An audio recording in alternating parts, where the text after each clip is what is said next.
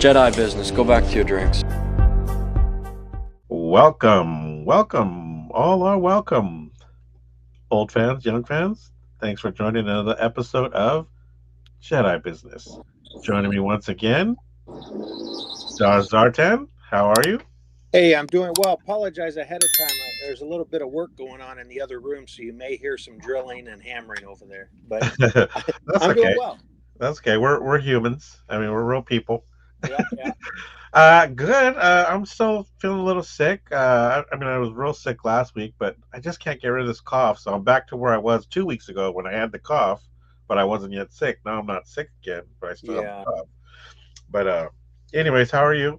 All doing well. I feel like I'm moving forward on a few things, personal life as far as projects around here at the house and stuff. So overall, feeling like hey, it's good. It's all good.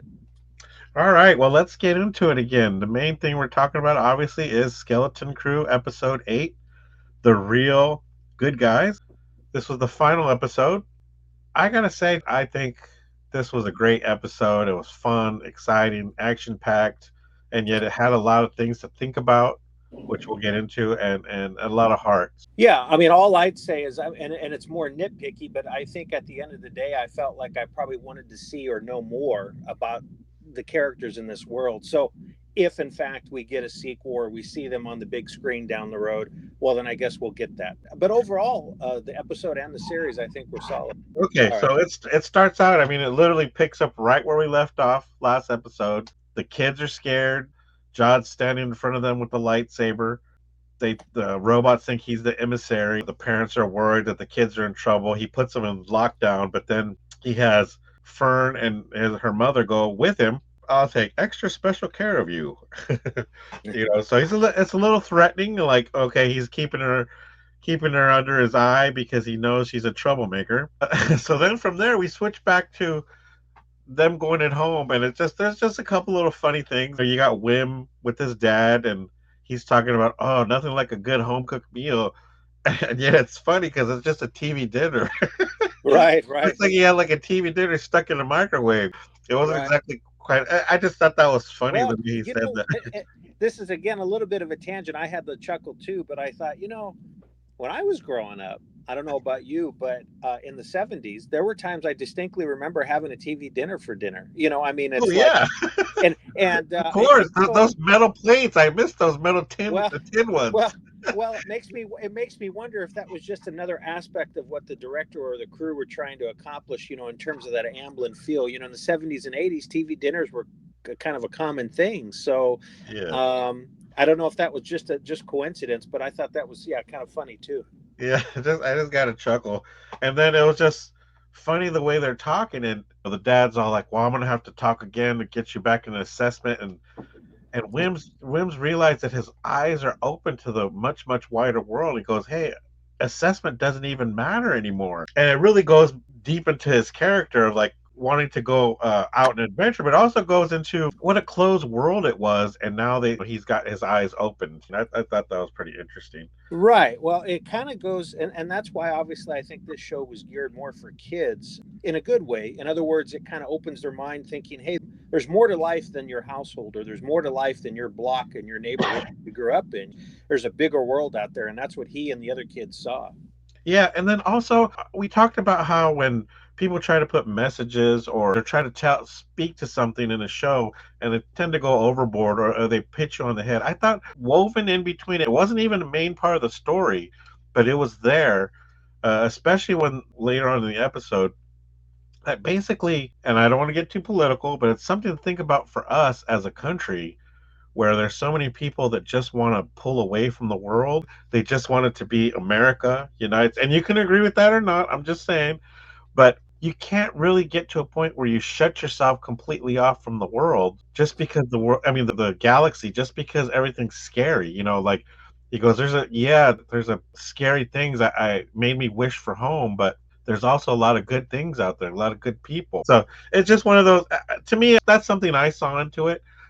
Even as a person, you can't just sit at home because you're scared to go out into the world. You can't just be afraid of something's going to happen. Well, I mean, it's no, that's. I think those are all valid points. They're all good points. I mean, the mom obviously and the dad, they they grew up in this world, and so that's all they know, just like the kids. But the kids have now been exposed to something else where the parents have not. So it's clear that, that the kids, even though there may be a sense of discomfort because it's something new, it's a new experience, they're also sort of comforted by the fact that, hey, there's good people out there too, right? And I Yeah. mean, what goes to the title of the episode and who shows up at the end. But And that talking from whim, it juxtaposes something with John's way of thinking later on, how his worldview is. The galaxy is all bad, and they're just pinpricks of light, as opposed to. well, So it juxtaposed yeah, their view. But anyway, so from there, we see them all at home. Neil.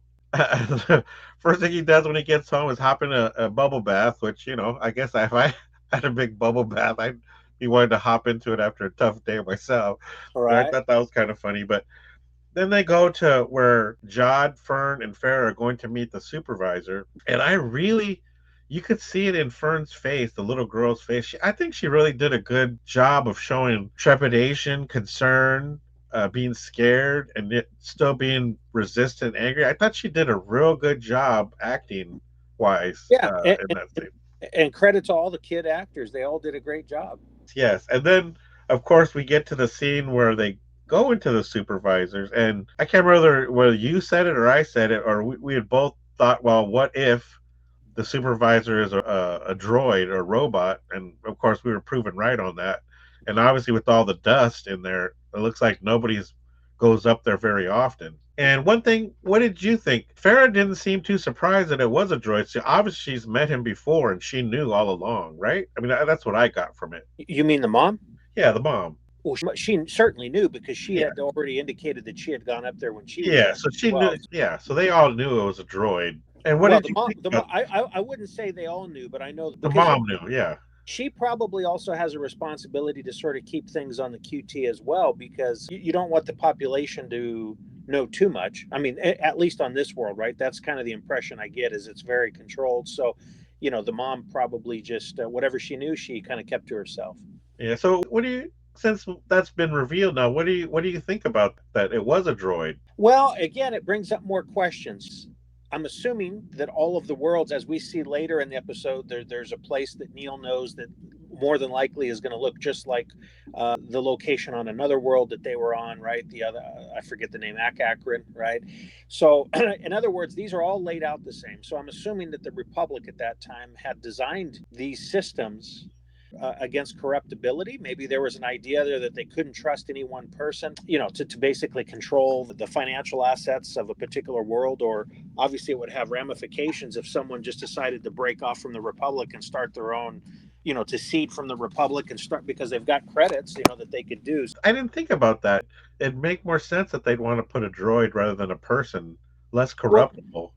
but one other point, and it definitely cleared up any question of the timeline, because the droid or the intelligence that was there clearly was aware of Order 66. So it Yes, must, yes, anything that happened to this planet happened just after the fall, right? So basically, their version of the Old Republic led up to the point of Revenge of the Sith, or sometime thereabouts between there and the beginning of the Galactic Empire. Is yeah. That was a pretty good scene. I thought that was really well done with the supervisor and John saying, "Oh, I'm an emissary and a Jedi," and the robot, the supervisor just playing along. Oh, interesting. That's good. So the last thing we got from the Republic was all Jedi are traitors. So what are you lying about, emissary or Jedi? And I thought they played that really well. Right.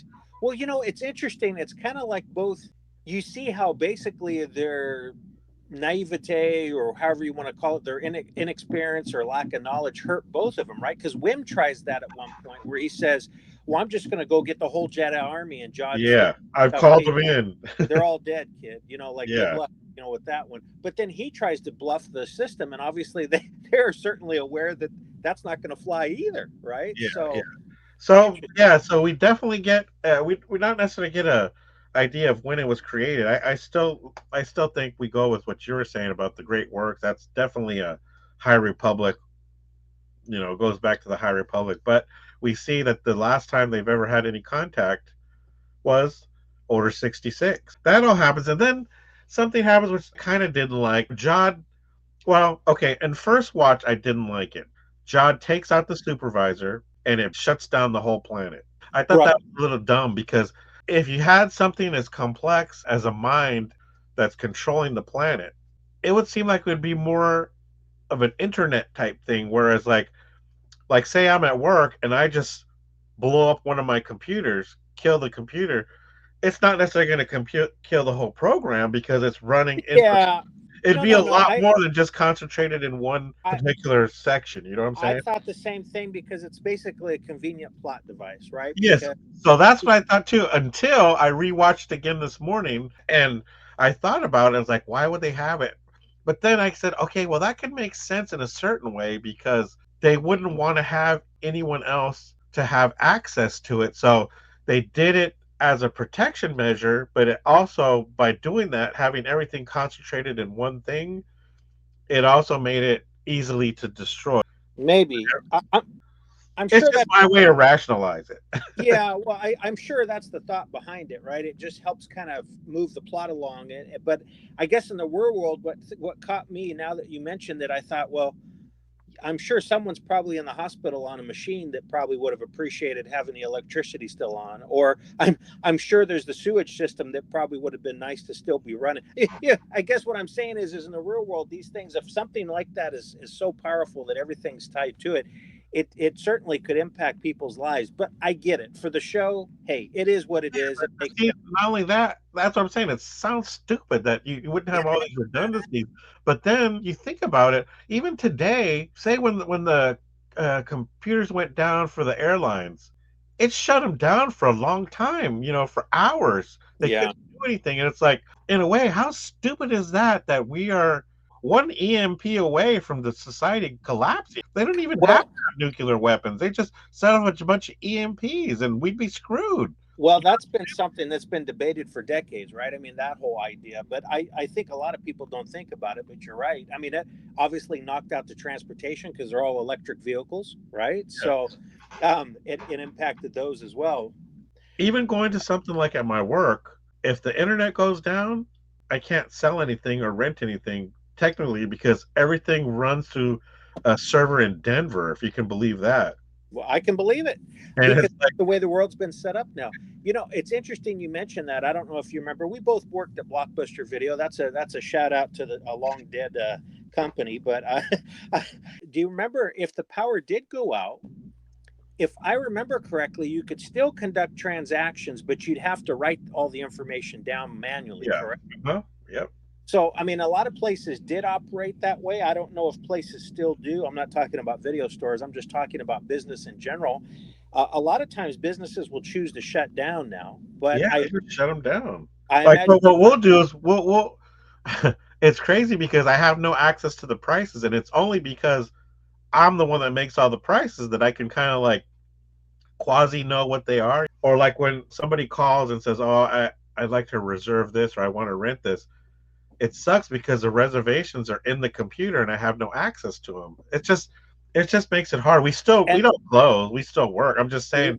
well, but I could see where that could be a problem, right? Because if they're in the system, it's one thing to make a purchase transaction, but it's another thing to try and reserve something not knowing in the system if there's already a reservation for that same day and time, right? Exactly. Yeah. So my point is this: it's like I can see.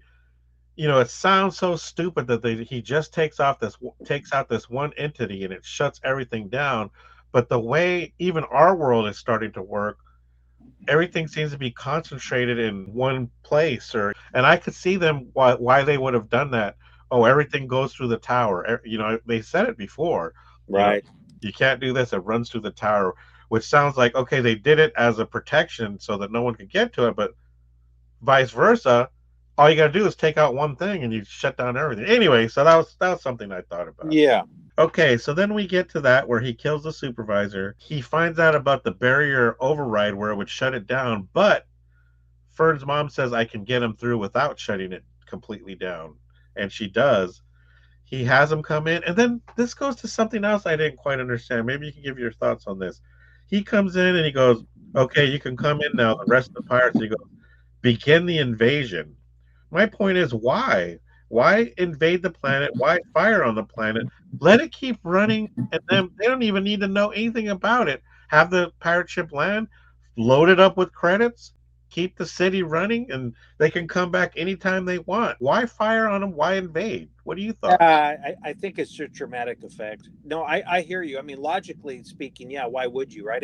And really, if the world is as populated as I think their potential it could be, that ship alone is not going to be able to do conquer the whole world. That's just the way. I mean, it wouldn't work here. It wouldn't work on any planet, right? If you've got millions or billions of people, even if you had 10,000 people, there was only a crew at max of what 100. So I don't foresee that really working.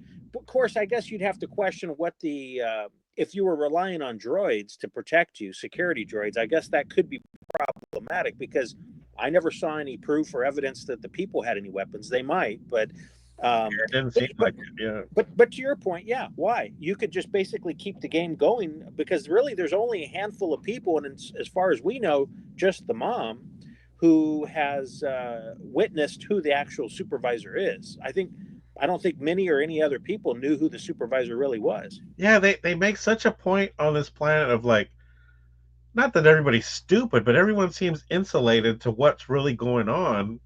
And yet, and even actually, John even says something later on. He goes, I don't want to kill anybody. I don't want to ruin anything. I just want you guys to keep going making credits for me.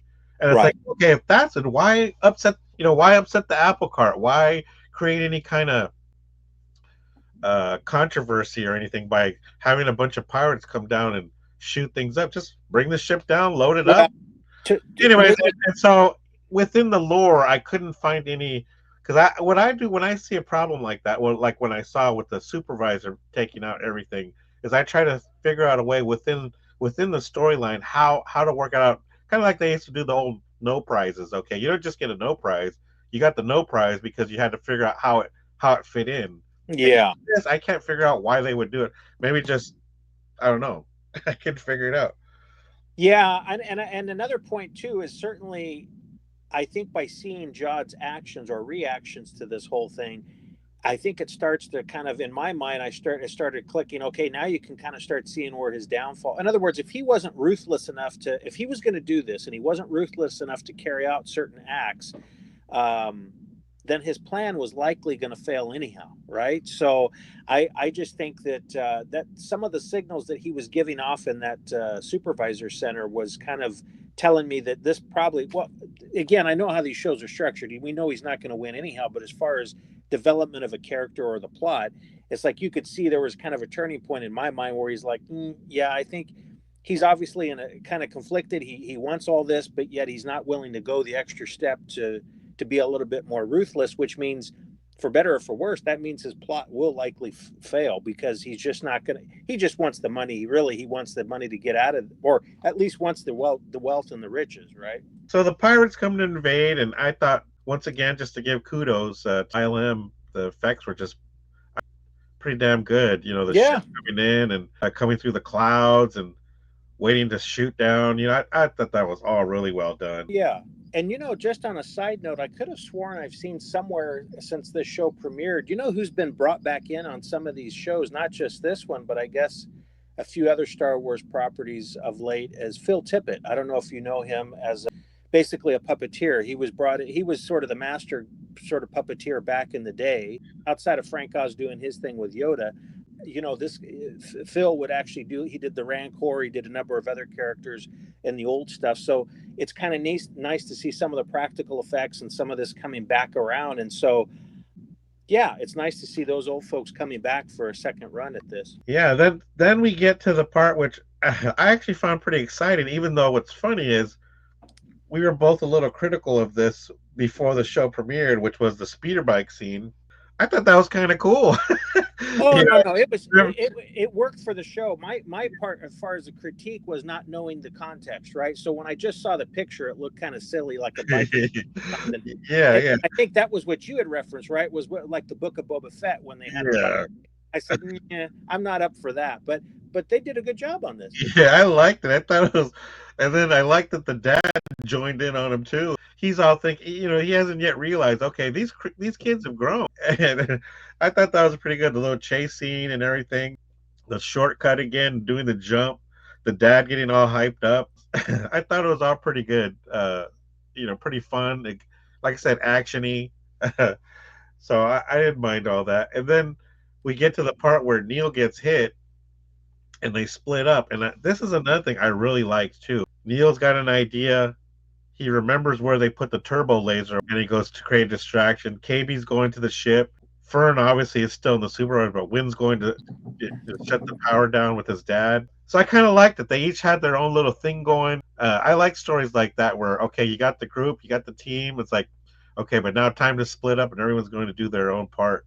Then we get to, they're up there in the supervisor's tower. Wim's all talking about how the galaxy's dangerous and everything.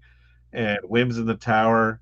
And they come up with the whole I found the crystal of the founders. And like you said, he was trying to BS him. And that's when he didn't realize, Johnstown, the Jedi are all dead. So get the power restored and the ship takes off. And we find out that 33 is not dead because she's holding his head. Hold me head steady. Right. Hey, just quickly back to the tower scene for a moment when Jod reacquires the lightsaber.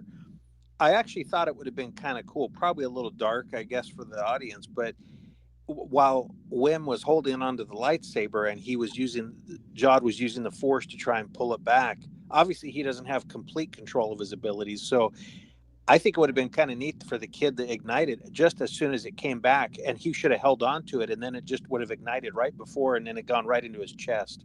But, into Jod. Yeah. God says, not to the kid, but I'm saying I actually thought that was going to happen. Right. When he's pulling him, right. And then Fern goes to help him. Because we've seen stuff like that before in whether it was Star Wars or other shows or something, right? Like the guy's trying to get it, and then it ends up coming back, and next thing you know, it kills or hurts that person. So yeah. I actually thought that was going to happen at first for a second. Probably a little too much. If it would have probably been an adult character or even a teen character, but they probably felt like, well, it might be a little much for a kid, I guess. I don't know. So KB gets up. She makes the call to Kim. Yep. And, of course, she gets tagged and she's going down. We see the kids watch her ship go down. And did you think that she would die? No. At all? You didn't think any of the kids would die? No, it again, I think that's a little over the top as far as being a little too dark. I think they wanted to try and keep the core together, especially if, I guess I'm thinking it from a practical standpoint. We know if Disney wanted to continue this, they wanted to keep the core four intact. So right. So what about the parents? Were you worried about any? Well, mostly, the dad or Fern's mom. Did you worry about it? I didn't give it much thought, but now that you mention it, I think they could have done it to give maybe a little emotional weight to a particular scene. Like if the dad would have gotten Wim's dad, right? I mean, it would have been like dad, but then the kid, maybe it would have been sort of a moment of growth for the kid, like, wow, oh, now I've got to be the big guy or something like that. But I mean, because they didn't, I mean, it didn't really hurt me either in terms of I wasn't disappointed. I mean, I was just like, okay, that's fine. It could have gone either way with the parents. It's not, not a deal breaker. Yeah. So KB gets the message out, goes down. They think they're not sure whether she's alive or dead or not. And that's when Jod goes into it didn't have to be like this. Right. That's when Jod used the Force on the dad. He puts a lightsaber on the dad, says, no one's coming to save you, Wim. You let go, or I'm going to use it on your dad. And he goes on about how all he's ever did was been hungry, which goes back to his speech before on the pirate ship, being cold, tired, and hungry. Yeah. And he said he was found, and I guess the Jedi that found him was in a bad shape too. So I'm assuming that he was never in the Jedi Temple before Order 66. Yeah, that's what I would guess too. My assumption is that because they don't say all the Jedi were, a lot of people think all the Jedi were instantly killed in Order 66, but that's not true. They were out there, and that's what they had the Inquisitors for. So I'm just assuming he was picked up by a Jedi, which also, actually, I seen on Twitter, they had filmed that. They filmed that section with him and this Jedi. I seen what the Jedi looked like. It was this Arab lady. And, like a flashback sequence? Yeah, in a flashback sequence. My assumption is, of course, like what you're saying, is that a Jedi was on the run, and that's why he was never really trained well. And then, but it's pretty dark. You say they caught his master, and he was forced to watch him kill, and that's when he goes into the galaxy as a dark, dark place with just a few pinpricks of light. Did you see the sequence somewhere? No, I seen her. She posted a picture saying she was cut out, but I haven't seen any. On Yeah, Twitter. let me ask you this: does she look anything like? There was one or two characters that almost make. As soon as you said that, I wonder, like in Obi-Wan, that series. Remember how he goes down and finds all of them sort of in Yeah, care? yeah. No, Did she I look like any one of those characters? don't think so. I don't I don't think so because she was saying she was a new character, but I Oh, don't know if that's true or not. So I don't. yeah, I would assume no. yeah. Okay. Yeah, no, I think that's all valid, right? I guess some people had surmised that maybe he was. I had heard one theory that maybe he had been the kid from uh, one of the Clone Wars episodes that Ahsoka and Yoda took him in to get their crystals. I don't know if you remember that episode or if you watched that, but and that was really the introduction of the name of the droid's escaping me, but it's the droid that's in the Ahsoka series, the live action series as well. Yeah, That basically assembles lightsabers, teaches the kids how to do all that. So in yeah. that episode, there was a little character I think named Pietro or something, and so um, he could have been, but obviously that's clearly not him. And I agree, it's pretty clear that he was not in the temple. He didn't have any formal training. He may Yeah. have had he may have had a few weeks worth, and that was probably about it before she got killed or apprehended. Me personally, I think that time period is ripe for mining. The post, I mean, what we're in now, but even before, the Well, right. the time before Revenge of the or between Revenge of the Sith and A New Hope, or I should say Yeah, episode 3 and 4, right? yeah, exactly. To me, that's right because just seeing everything collapse and Jedi on the run, Oh that's yeah, yeah. exciting, dude. I think that's a they completely not tapped into that. Well, I think based on how the Obi-Wan show did, I guess it was mixed results for Disney, but there was some talk of maybe a second season. And now, just this last week, I'm sure you caught that Ewan McGregor's returning for some scenes in the Ahsoka series season 2. But my guess is those are all going to be flashbacks because obviously Obi-Wan's dead in that time, so it's got to be flashbacks from when she was training or something, you know. Yeah, Um, but yeah, I agree with you. Actually, that's one of the things I guess from the Legacy comics. I can't really remember it being talked a lot in the Legacy novels, but in the Legacy comics, there was clearly. I mean, we get characters like one was Quinlan Voss, right? I mean, that whole yep. and then there's Kruk. He's I forget what name of the species he is, but he's kind of a big, looks kind of like a warthog kind of in his face or something, but he's big. He's kind of big and burly, like probably a 6.5, 7 foot type character. But There was another one that was alive during that period, Vima Dabota, there which you was go. which There was you a go. relative of Nomi So, Sunrider. those to me those were some of the more interesting stories. I think that, and I agree. I think that's a sort of, maybe we're getting off track, but I think if they're going to focus on things, focus on some of those things that are sort of that would certainly get people's interest going, but at the same time are a little bit off sort of the beaten path where they don't have to be a main character, but it would be of interest to find out, oh, what happened during that time. So that him talking Jod, I'm not saying it forgave him. And actually, I we talked about an article I sent you in Variety where they had the creators talking about it and talking how they didn't want to do a quote unquote typical Star Wars redemption arc with Jod. But I thought that him talking about that, it really gave background to his character, kind of humanized him and realized, okay, that's not forgiving for everything he's done and the murder and all that, but basically giving him some color to his backstory. It's like, hey, who knows where we would be if we were, in that same situation where Right. basically we are on the run alone and seeing maybe get a spark of hope and watch that killed in front of us. I really liked his comment, the quote, that's the galaxy. It's dark with a few pinpricks of light. And he goes, I'll kill who I need to kill. So not necessarily that he's a killer, but he'll do it if he has to. And then that's when he goes into the thing is like, I didn't want to hurt anyone. I just wanted to be here to guys and make credits and all this, which goes back to my earlier point. So then why don't you have the pirates coming shooting up the place? Yeah. And while he's No, doing this whole speech, then the dad socks him out. Yeah, well, that's just it, right? It's you kind of had the chuckle, but you bring up a good point. I mean, I guess you could find real world inspiration here. I appreciate the fact that you get a different perspective. I think the older you get, you appreciate that even more. But it's like saying, even here, someone who grows up in East Palo Alto is going to have probably a completely different life experience than someone that grows up literally across the street in Palo Alto.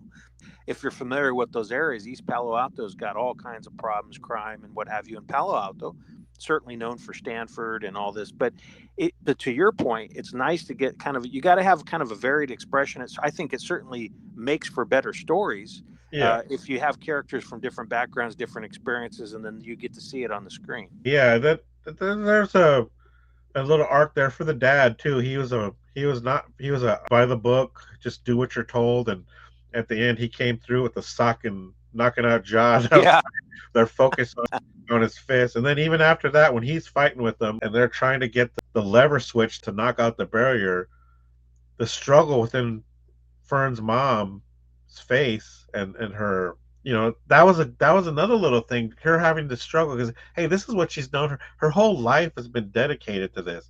She's right. followed the rules, and She she has to knows. be conflicted, right? Yeah, she has to be conflicted. She knows what's going to happen when the barrier goes down, or she must have some idea. So Right. I thought that was really well done. There's a lot of underlying things going on through the whole story like that, with her struggle, and then seeing how strong her daughter had become.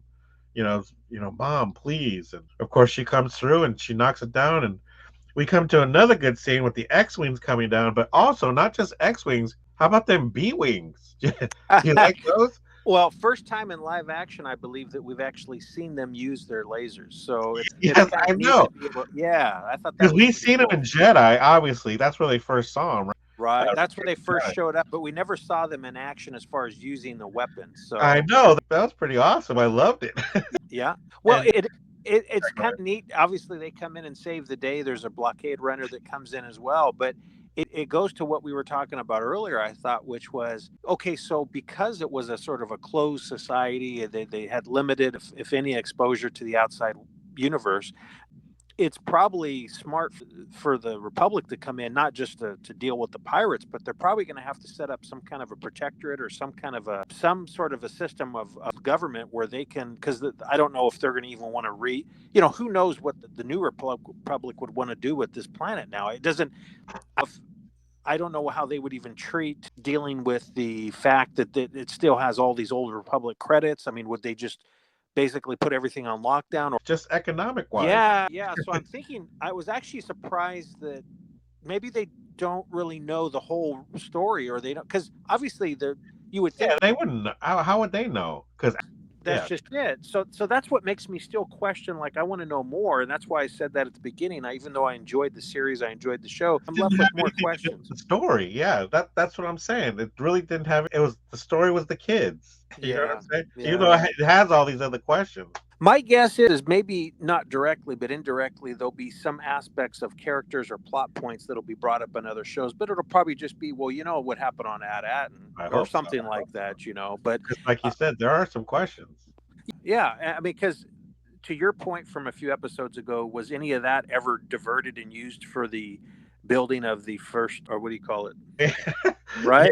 Yeah, I yeah. mean, that was a theory going around, but it's a lot of, I guess, money, for lack of a better Well, word, or see, a lot of credits to just be it's sitting funny you there. bring that up because as you're talking about it's almost sad because my initial thought and what I go to instantly without even thinking about it, I'm thinking of Leia in charge of the New Republic. Just how it was in the EU. I was like, oh, wait a minute, that's not the Republic. It would be whatever this other Republic, whatever this new Disney which I don't know who took over. Well, because then you had this, which to me it still doesn't make sense to this day why you'd have the New Republic and then you'd have what were they called in the sequel trilogy? They weren't the Rebellion. They were the Leia's group. Resistance. Yeah, the Resistance. You're part of the?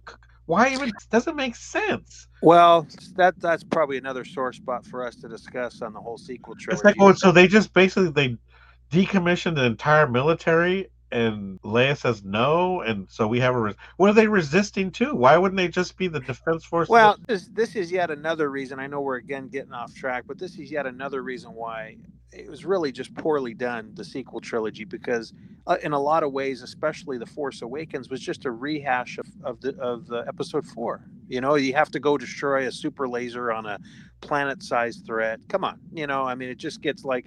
Then Yeah. they just use modified AT-ATs that are a little bit bigger. They call it like gorilla AT-ATs in the second one. Don't get me started. But anyhow, Part of but fault. I almost feel like crying. It's like it goes back to that adage: all roads lead to the sequel trilogy. there you go. It's hard to get involved in. Well, but to your point, to what we were just discussing, though, I mean, as far as where things stand with the New Republic in this timeline or this era within the timeline, it does make you wonder. So, is their goal going to just be to basically, yeah, that's nice. You guys now know there's an outside world, but by the way, we can't really let you, we can't just let you float around the universe or travel because we're afraid that someone else is going to try and come and knock your planet over. So, we're going to have to set up this planet as some kind of protectorate or some kind of safe place for Oh, they have, for they have to take all them credits off world somehow. I don't even. I, Who yeah, knows? just like I said, it leads to more curiosity and more questions. But anyhow, a great play, right? They show up in time. They end up knocking out the pirates, which pretty easily, and then we kind of see things come to a close for the episode, right? Well, right before that, here's a what I want to know what you think of this. So as the tower is getting hit and maybe on fire, and they're running trying to get out of there, they all cram into the elevator, and Wim looks back and he goes, John, as if, come on, John, let's go. So even after all that, even after threatening his dad with a lightsaber to his throat, Wim's like, come on, John, let's go. What did you think of that? I guess from the standpoint of movie making or creating a series, it didn't surprise me. But part of me also thinks, the kid should have been sharp enough to say, hey, that MFer's on his own. Do you know what I mean? Like, and just run out of there with the rest of his family and Yeah, friends. but do you say that as a jaded, It as just, a it, as I someone guess, older like me? We're jaded well, to that as a well, youth. but like I said, for the context of the show, it makes sense because the kid wants to be a Jedi, right? So in his mind, he just feels like whether or not there's good still in anyone. I mean, there's all he may believe that, but I think it's more about just him. Hey, it's just another human being. I just want to see him get out alive. Yeah, Maybe that's what he's thinking. But on that note, though, I saw this come up somewhere in discussion forums or whatever lately, or on another review reaction, whatever you want to call it. But someone said, "Oh, well, this could be sort of a jumping point for maybe Wim goes to Luke's Jedi Academy. The one that we see like in the Ahsoka series, or I'm sorry, it was Mandalorian, right? That yeah. actually he was there. So I don't see any signs that he's got any skills as far as a Jedi. I just think he's got the passion, but that doesn't get you a seat at the table, so to Yeah, of say. course. So, I always wanted to be a singer, but you have no voice. What are you gonna well, do? there you go. I don't see that happening, right? Unless I didn't see anything in Who there that. knows? Because you know what annoyed me in Ahsoka? Them trying to make Sabine a Jedi. I was like, well, wait a minute. She never had Jedi in the Rebels, did she? Not that No, I know of. no, It's like, no. okay, well, she's got Black Razor or whatever it's called. Well, and that does bring up another interesting point. I don't think it's ever been formally discussed, but I get the sense that when I've watched different shows, I've seen different things that are attached to Star Wars.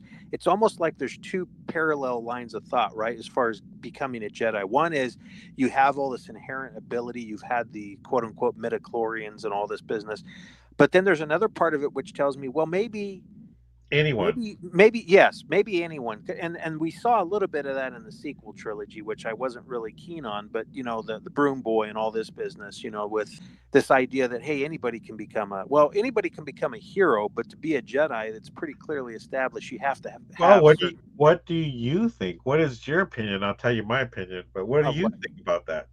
of what. Can anyone become a Jedi? Is it No, inherent? Is it no, royalty? You no, know, because with the established, what I believe is the established sort of criteria, you have to have. It's not just anybody can pick up a lightsaber and go to town and have all the skills and do 3 million jumping jacks or run like the Flash. No, it doesn't work that way. I think you've got to basically have that particular skill set in you. In other words, it's not something you can develop the skills, but you have to be born with those skills, if that makes sense. all right, yeah, I could see that. I definitely think that's where they went after the prequels came out, not necessarily in Before, the original trilogy. yeah. But I would think, just going back even to the comics, I would say Now wait, are you talking about comics post the Zahn trilogy, the original no, You're no, talking no. about the Marvel comics. No, yeah, the Dark Horse comics. I Oh, talk about Dark Horse. Okay. Dark Horse. I would think that anyone could become a Jedi, but or learn. But as far as like how good you become, or how well you could tap into the Force, I think definitely they've set it up that it is inherited. Doesn't necessarily mean you have to be a son or daughter, but you definitely have to have some. The Force definitely have to have chosen you. Is what I'm saying. You Yeah, know. that makes sense. Because anybody could technically wield a lightsaber. That's a skill, like Well, fencing, we'll right? think about it like this. Just say like the Wu Tang, or not Wu Tang, but the Shaolin. Okay, could anyone just go there and learn? Maybe, but are there going to be people that are more prone to be better at it just from a physical standpoint, from even from a mental standpoint? They're going to be more likely to succeed, than anyone else. You know what I'm saying? So I think anyone can be trained as a Jedi. You can learn to tap into the Force, but I think there are going to be some people that are just they're inherently able to tap in faster and more and easier and better. Well, how about this? I would just refer to the old acronym or the old expression WWJD. And it's not what would Jesus do, but what would Jar Jar do? So if Jar Jar was in that position, what could he be trained to be a Jedi? Yeah, okay. I I guess what I'm saying is, but it goes to your point. Maybe either physically or mentally, you have to be wired a certain way to be able to do these things. In other words, you can't just expect someone to go in just completely out of shape, poor mental, like Jar Jar. He just, yaks and talks whenever he wants, doesn't really think things through. But I'm saying in that scenario, he clearly mentally wouldn't be ready for it. yeah. Physically, I doubt that as well. But let's just put all that aside. What if he had the innate ability? Somehow the Force had chosen him or whatever. But he had just neglected all those skills and obviously grew up in his own culture, didn't really put any of that to work. So maybe the possibility is there, but potential is very likely on the low end of the spectrum as far as him actually being able to become one, Yeah. right? Okay, okay. I don't know. So We could probably do a whole podcast on the Force and yeah, we could. But as Wim's leaving, he yells out, John. And then John just stands there. And why do you think he smiles? Does he smile John. because, yeah, watch it again. John smiles as they leave. Is he smiling because, well, this kid still cares about me? Or he has some kind of a plan? It almost seems like, okay, well, I got to, because his mind's always on the run, always on the, what's the next? What do I got to do next? Because that's how his life's been. It's like, did he Yeah, plan to I get out of there? I think it's more to the former, which is your point about him just being happy that the kid still sees some good in him or cares about him, I guess. So there's probably a 50-50 chance, especially with the way any show would be written. He could get picked up by the New Republic or he could escape, right? In other words, based on how this show did, there's a possibility that the John character could get his own series. So but the only reason why I say that is I don't think there's anything in the back of his head thinking, yeah, well, you wait till you see me in the next show, kid. It's more Yeah. like, hey, thanks for thinking of me, kid. That's what I think it's about. That's my. I think if they do that, they have to. It doesn't necessarily have to be tied in with the kids. I think Yeah. that would be forced. I think that's something you force. How about this? This could be a turn of events, but let's say we move forward in time, let's say a year from now, and Jod actually decides to pick up his training somehow. I don't say he necessarily goes to Luke's academy, but let's say he says, you know what? Maybe I got a second chance on life. Let me try and do this and become a better person. Because I can't remember what happens to the lightsaber. Wim got it. He has it. Okay. Yeah, Okay. as far as I I, know, Wim still has it. so, but maybe he decides, hey, I'm going to go and do my own thing. But it may not even be sort of force related. It may just be maybe he turns a new leaf. My guess is he just goes out there and becomes more of an adventurer, treasure seeker. He's Yeah, not because all the pirates died. right. So if But he gets out of this, I think the pickup would be on another series would be basically him continuing to go adventuring and thieving and all this other business. I don't necessarily see him turning the other way, but he becomes more like a Han Solo where he's not completely corrupted. I mean, he obviously didn't want these people to die. He kind of had a change of heart. Like he said several times, I didn't want it to end this way. I don't want it to be this way, whatever. I think that was kind of what my thoughts were on the whole thing. I don't know if you give that any more thought or if you just thought, well, that was kind of just a one and done. But yeah, well, real quick, let's end the show. And that's what's weird. If they go out, find KB, she kind of rolls out with all them credits, and we have a happy ending. 33's alive. Wim's looking back. I thought he was looking at the ship, but he's up there looking at the X-Wings. And then it just ended, which I thought it was pretty good the way it just ended. We didn't need to go in where they meet the New Republic and this and that, and we see what's going to happen. This was a story, was the kids, the story was the adventure, and it ended. Yes, it left me wanting more. Yes, I wanted to know what's going to happen. Like you said, okay, what's going to happen with the New Republic? What's going to happen with Adam? Who's going to take over? Are they going to restart the barrier, or are they going to restart the supervisor? Is it something new? What's going to happen with Win? There's a lot of questions. What's going to happen with Jod? But that wasn't really part of the story. The story was the story. It ended. The kids were back home. They were safe. I don't know. What did Well, you? I mean, when again, if you're trying to tip your cap or kind of reflect the type of stuff that we grew up with, that Amblin style, the Goonies, and all that, then this accomplished that, right? And because in those shows, we probably could have asked questions too, but I think coming out of those movies, we were certainly satisfied. We didn't need to know all those other details, Yeah, right? So I yeah. think, So give me your thoughts on that, and then you can go ahead and might as well launch into your thoughts overall on the series too. yeah, no, I think I just to that point, I don't think, even though me personally would have liked to get more information or gotten more information, hey, that's what the other, if they decide to do another show or they decide to do any written type media like comics or books, I mean, that's all there for fodder. But I think the show accomplished, like you said, what its intended purpose was, is to tell a story, specifically a story about a group of kids. And I think they did it well overall. And again, sort of the big picture, I think we're always open to nitpicking and critiquing things, but as a series, I think it's one of their better series. I still think if I kind of took it in the vein of some of the other series, because even though for me, Mandalorian and certainly the first two seasons of Mandalorian and the first season of Andor are the top sort of two shows that they've put out for Star Wars. If you look at those two shows, they are different, right? In terms of their tone, in terms of the writing and everything. But I think along the lines of those two shows, this probably matches more up with The Mandalorian. Certainly, there's clearly an influence. It's got direction or some influence from Filoni and Favreau and those guys. So along those lines, I think again it serves its purpose. It's probably second best to Mandalorian, but that tells me it's probably better than all the other stuff that's come out besides Andor. I think as far as what they've produced for or made for Star Wars. Yeah, I think if you're just going purely on what they said they wanted to accomplish, an adventure with kids in the style of Amblin, set in the Star Wars universe, I Yeah, think they, I think they nailed it. I think it's a 10 out of 10 in that sense. I think they nailed everything they went for. I thought it was a well-contained story. There are nitpicky things here and there. Like I didn't like the episodes being so short. Maybe they could have had a longer adventure, maybe, but overall, I agree with you. I think it's one of the best. Now even though I think it was perfect for what it was, does it make it ahead of Andor or Mandalorian season 1 and 2? No, but it's right up there. I just like to say, yeah, okay, well, it's there. It's yeah. a show.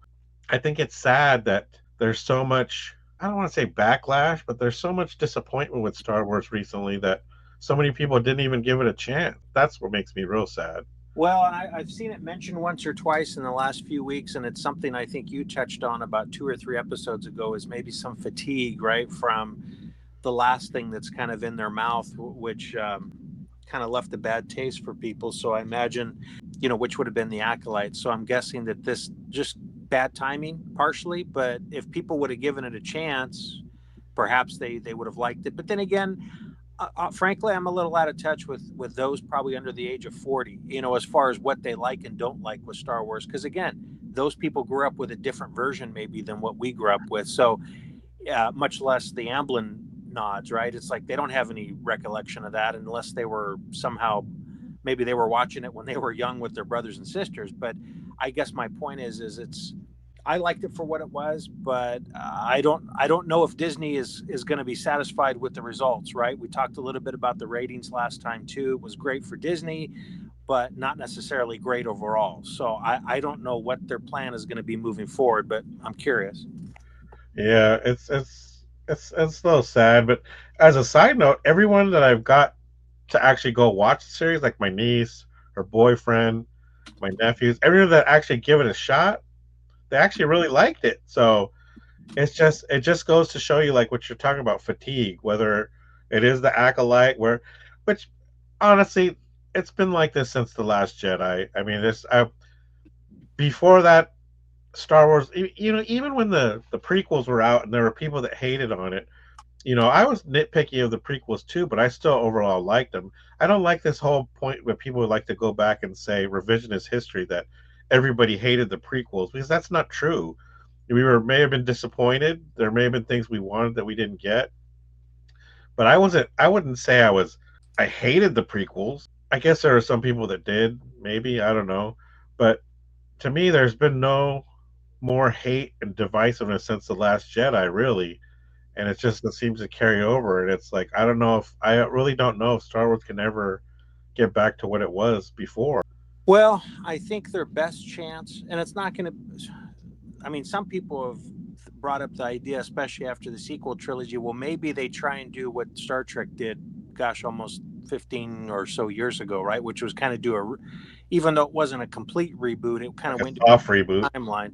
But there's different ways they can approach it. I mean, certainly Marvel's done that with multiverse. Star Trek did that with a different timeline. I mean, if Star Wars wanted to do something like that, they could. But I don't know. I guess you have to kind of figure out where Disney's head is, because no matter what we want, they've already kind of got an idea of what that's going to look like. So it does make me wonder, and it's not regret so much as just curiosity to see what would have happened if they would have said, you know what, we're going to buy your franchise, your empire, Lucasfilm, but we want you to kind of stay around as a consultant.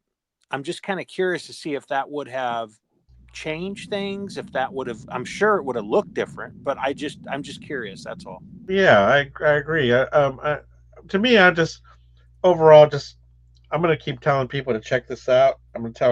Keep bugging Chris and Larry. I don't know if they've actually got a chance to watch it, but it's a really good show. It's just fun, and something that you said actually maybe like 3 weeks ago, four episodes ago, you said, "Man, if this had come out when we were kids, it would have blown up." And I'm like thinking about that. I was like, "Hell yeah, this would have been like the greatest thing I ever Well, saw."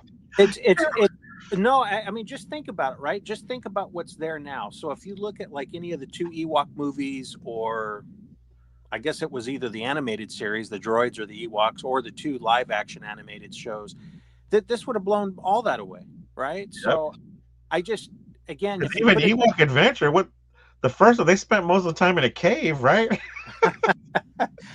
that's just it. So, it's just all about context, I guess, and that's why I say I'm kind of out of touch for those people in a certain age group, because one, they grew up at a different time, exposed to different things, specifically with Star Wars. Like, we grew up in a time where we had the luxury of, we saw everything come together in real time, right? But if you look at it more as a kid, like let's say someone that's 25 now, all that is old history to them, right? So for them, they didn't get the day to day. They didn't have to wait 3 or more years for another movie or something to come out. Stuff was coming out all the time now, right? So It's it's like just, Buddy Holly for us.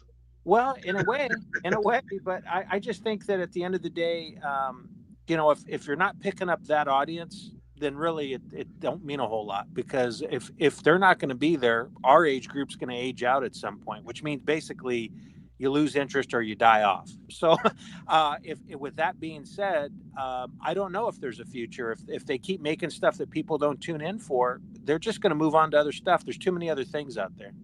What about you personally? Are you excited for the future of Star Wars? Are you a little just hesitant? Or, I mean, because here we got this Uh, with it, we got excited, Andor coming excited. up. No, but I don't know if I'll ever have the same excitement that I did. Honest, the peak of my excitement, besides being there for the first ride, as a kid for the original trilogy, I don't think there'll ever be anything that really quite compares to that. But again, because Episode one. the time, it was the first time you see it, your age, and all those No, things. I'm saying, were you going to say episode one? Was that your peak? That probably would have been the next best thing, because again, it had been almost 20 years, so we were all kind of starved. And so based on that trailer, I was just like, yeah, bring it, right? And then I was like, I was let down after the first one. I wouldn't say it was terrible, but it was a letdown, I'll say that. And Yeah. But moving forward, I never had quite that same amount of enthusiasm for any other Star Wars project. And that's just, again, there's so many different factors. There's so many different variables. I was an adult then. I mean, there's other complications in life. I had the job, it's like, it's other real life happens. And then you got other priorities. So it's different from looking at it from a child's eyes to when you're an adult, for one. But also, I would argue that the quality, or at least the entertainment value, is different now than what it was then. And maybe that's because there's too many things that are on the table, where back then you had maybe one, two, three different things to choose from, and that was it. I mean, as far as if you were like in Star Wars, hey, you were going to get as much as you probably wanted back in the day. And maybe there was a resurgence of Star Trek at that time in the late 70s, early 80s. But there were only so many properties out there. We weren't really getting stuff from overseas, from Japan or Europe. So uh, basically, it's a different marketplace. It's a different environment nowadays. And that's why I say kids have too many other distractions besides just being able to look at different things. So I think in the real world, if they're not seeing a return, Disney that is, then they'll just, maybe it's best they let it sit for about 5 years and don't do anything with it. But I know that's not going to be Disney. They've got too much invested. They've got the theme park, they've got everything else. So Yeah, what you say is right on. I 100% agree with how there's so much other things. I think that's one of the reasons led to the decline of comics, among other things. Not the only thing, but yeah, because yeah, there's just so many other things. Although I would say prices and quality has also been major factors. But yeah, as far as Star Wars, I would agree with you. The peak for me was probably, there were a couple of times. One was, you know, taking away all the original stuff, obviously, because otherwise it would be when I saw that first trailer for Empire. That would have been my peak. But besides the original, I would agree with you. Episode one. I mean, I don't think there could be anything else like that for me. Anyways, it just would be impossible. yeah, Just the amount of hype, and I'm talking about the toys, the tickets, waiting for line. I don't think there could ever be anything like that again. That's definitely the peak. right, Special editions came out, that was high point for me. And then even when Force Awakens came out, that was a high point. Actually, even when The Last Jedi came out before I seen it, that was that was a high point because I was yeah, excited to see what. And what's funny? I would agree. I was let down. I didn't hate it, but I was let down by Phantom Menace. Although I love the fight at the end. The only Star Wars movie I ever walked out of actually disliking and hating at the time, it actually wasn't The Last Jedi. It was Attack of the Clones. I came out of that movie thinking, "What the hell did I just watch?" Yeah, I was very disappointed with that movie. When I came out of Last Jedi, I was confused. yeah, I was like, "What?" I didn't hate it, but I was just confused until I thought more about it, and then I realized how much I disliked it. Whereas yeah. Attack of the Clones, I was disappointed. I didn't like it, but then, funny enough, that's actually, aside from anything with the original trilogy, that's the movie I've watched the most. Which one? Attack of the Clones. That's the one I can Really? rewatch all the time. Yeah, it's funny. Ah, And then coming out of Revenge of the Sith, that's one of my all-time top movies. I thought that was I love that movie. That I put that with the originals myself personally. well, if it doesn't take like third place, it definitely would take the fourth place spot, right up there. It's right up there with I go third sometimes myself. yeah, yeah, That- above Jedi, yeah, above Jedi. right? Although Jedi has a little. What's funny is I don't know if I ever told you this. Jedi has a little asterisk mark in it because I freaking, and I hate myself. This is one of my top 10 regrets in my life. I read the Marvel comic adaptation before I saw the movie, so Oh, I never got to experience the story for what it was supposed to be. let me ask you this, because I never do remember reading the Marvel version. Is there any? Because sometimes there's some subtle differences, or maybe a little different language, or a new character introduced that's not necessary. I mean, like literally a panel or two or something, but then No, it was pretty it, much. I was spot. watching. I was like, oh man, why did I read that? Oh, And that being said, okay, it's just we've been going here for an hour, so let's wrap this up. But just to talk about you talking about your feelings, where stars at, I'm actually pretty excited. Acolyte definitely was a disappointment, but Skeleton Crew hit it out of the park. I think that's for what it was. Again, 10 out of 10. We got Andor season 2 coming up. I'm excited about that. So overall I'm excited. I wouldn't say anywhere near like I would camp out overnight for tickets. Yeah, and excitement, like I said, is not there for me as far as I'm excited, but I'm certainly interested. In other words, there'd be Yeah, that's probably better. That's a yeah better. projects that I'm I interested agree. in and ones that I wouldn't be in. Those both are probably projects I'm definitely looking forward to. Andor season 2, and I'm interested in seeing more curiosity to see what Mangold does. And then as far as Skeleton Crew, I just hope that if they continue it, they don't try to force the story like which I feel they did with Mandalorian season 3. To me, Mandalorian Grogu's story ended in season 2. That they should have just left it. He didn't have to go. Yeah. I know why they did it, money. I know they wanted to continue his story, but realistically, him going back to get Grogu in the Book of Boba Fett just invalidated those whole first 2 seasons because that was the whole point of the story. Well, Let Grogu I go didn't on. really, I didn't care for the characterization of the pirates in that season as well. So it just, to me, it felt like a disruption. Like kind of like, hey, wait a second, something you got to kind of got off course here, guys. You probably, like you said, either should have gone in a different direction for season 3 or just left it at season 2. Yeah, So left it season 10, and then if you want to tell, and I didn't. A lot of people complain, oh, they're hating on women because it more focused on Bo-Katan. It's like, hey, I'm all for that. Let's do Mandalorian 3 should have just been all about him dealing with the rebirth of Mandalore and all that, as opposed to having Grogu back. Not that I don't like Grogu. I'm just saying his story was done with Luke. They should have just kept it at that. But anyway, so I just hope they don't force Jod into a season 2 or I want to see more of him, but in his own story or a different story or something like that. yeah, well, we're going to find out here. I'm sure in the next year or so, we'll get some more information about, again, new series, new things that are planned. Some of them may see the light of the day, some of them may not, but we'll see. Well, I'm just curious over the next few weeks if, we're going to hear more probably about how Disney feels about this particular show and whether or not they want to continue. So, Otherwise, we went a little long, but this is the end. We won't be back next week. We'll probably be back if we ever something comes up Star Warsy. We'll be back. I'm sure Darth Zartan will join us.